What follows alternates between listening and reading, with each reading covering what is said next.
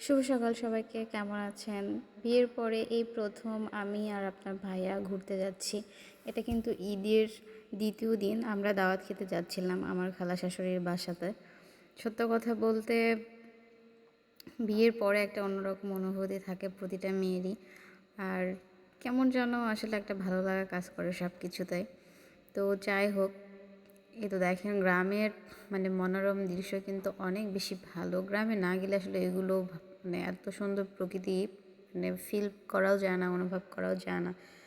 আর এত সুন্দর ঠান্ডা ঠান্ডা হাওয়া অনেক ভালো লাগছিল। দেখতে দেখতে আবার 1 বছর চলে আসলো। দেখতে দেখতে 1 বছর পার হয়ে যাচ্ছে। আবার সামনে ঈদ। আলহামদুলিল্লাহ, সবাই দোয়া করবেন আমাদের জন্য। আর একটা কথা বলতে চাচ্ছিলাম, আসলে বড় পেজের ইউজাররা বলে আমাদেরকে লাইক কমেন্ট করেন, আমরা পাশে থাকবো। সত্যি কি তারা থাকে বলেন তো?